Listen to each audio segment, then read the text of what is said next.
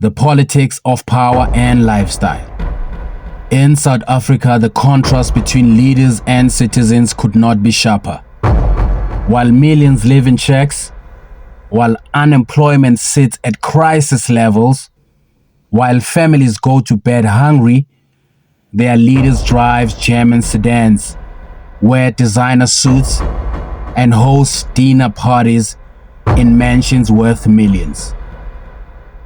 Mashatile's lifestyle has become the embodiment of that. Contradiction, luxury cars, tailored clothing, exclusive properties. It is the lifestyle of the elite, funded allegedly not by personal achievement, but by political privilege. And here lies the irony. Mashatile presents himself as a leader of transformation, a man concerned with poverty and inequality. Yet, his image is one of distance, of separation, of indulgence. The mansion is more than just a house. It is a symbol of how far ANC's leaders have drifted from the people who voted for them into power. Allegations of corruption and state capture. Mashatile has denied wrongdoing. He insists that his finances are clean, his wealth legitimate, his lifestyle earned. But the allegations tell another story. Whispers of doggy tenders, business dealings through proxies, and networks that mirror the state capture playbook are never far from his name. Critics argue that Mashatile represents the next chapter of South Africa's corruption saga.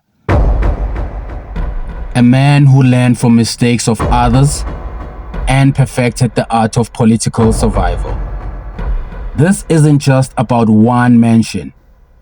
It's about a system of patronage, a system where politicians grant contracts and businessmen provide rewards. A circle that has drained billions from the state, crippled service delivery, and left South Africans asking, who really runs this country? The politicians or the businessmen behind them? The media battle and public outrage. When the news of the mansion broke, South Africans were furious. On talk radio, in newspapers, and on social media. The outrage was undeniable. Ordinary citizens, many living without proper housing, asked how a deputy president could justify a house worth nearly 29 million rand. The opposition parties pounced, demanding accountability. But within the ANC, silence. For some, it was a loyalty to Mashatile. For others, it was a fear of exposing the very system that sustains the party. Mashatile dismissed the reports, accusing the media of lies and political witch hunts.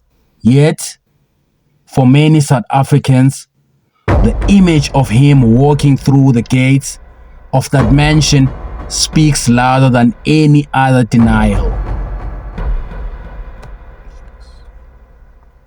What the mansion symbolizes. The Cape Town mansion is more than just a scandal. It is a symbol of everything broken in the South African politics. It represents a political class that has abandoned humility and embraced greed. It represents a system where public service is less about serving the people and more about serving yourself. For South Africans, the mansion is not just Paul Mashatile's problem.